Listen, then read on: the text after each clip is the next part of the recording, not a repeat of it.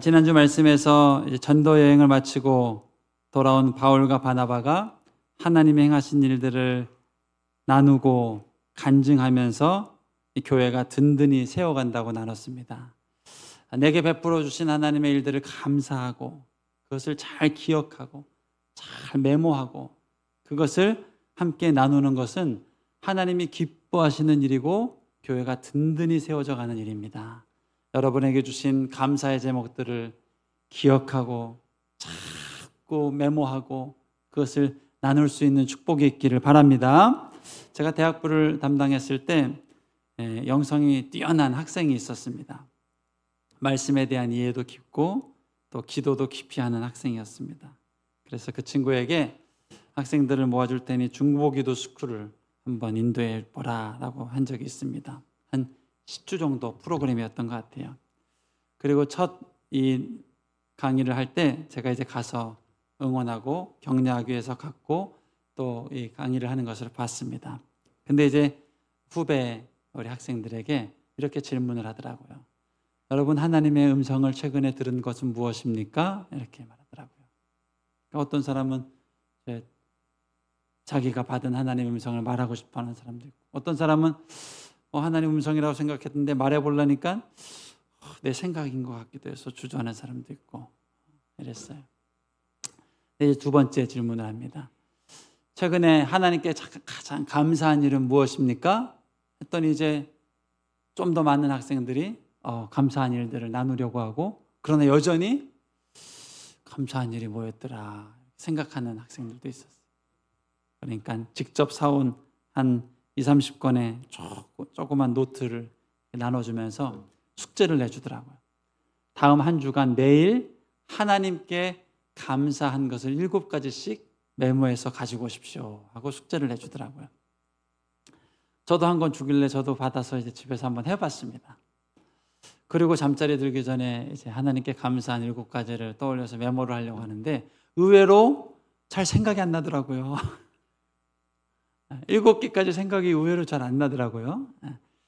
그리고 어떤 거는 생각이 났는데 이걸 정말 내가 하나님께 감사하고 있나? 했더니 그렇진 않아요. 사람에게 감사하고 또 그 우연이라 생각하기도 하고 그런 게 있더라고요. 그렇지만 시간이 좀 걸렸지만 해서 7개를 작성했습니다. 그리고 이제 하루하루 시간이 지나가니까 작성이 조금 더 쉬워져요. 빠른 시간 하나님께 감사할 제목들이 떠오르고, 그리고 이제 그 다음 주에도 강의를 갔습니다. 그랬더니 학생들이 다 적어왔어요. 그리고 감사 제목들을 나누고 서로 나누고, 다 나누기 힘드니까 둘씩 짝지어서 서로 7가지씩 나누고, 그리고 또 그 다음 주에도 숙제를 내줬습니다. 7가지씩 적어주십시오. 저도 이제 그거를 집에 와서 하면서 2주, 3주, 한 달이 넘어가니까요, 이제는 감사의 제목이 7가지로 부족합니다.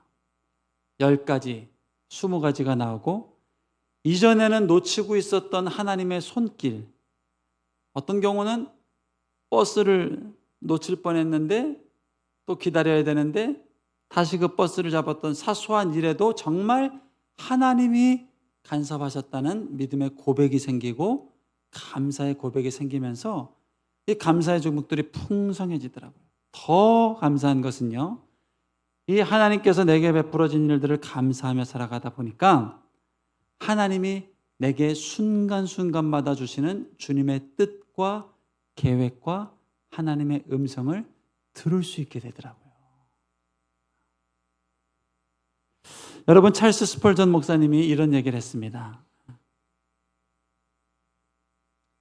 촛불에 감사하는 인생이 이 별빛을 주신 하나님께 감사하게 되고, 이 별빛에 감사하던 인생이 달빛을 주신 하나님께 감사하게 되고, 그 다음에 태양을 주신 하나님께 감사하게 되고, 그 넘어서서 구원의 영광을 빛을 주시는 하나님께 감사하는 인생이 된다고 말했습니다.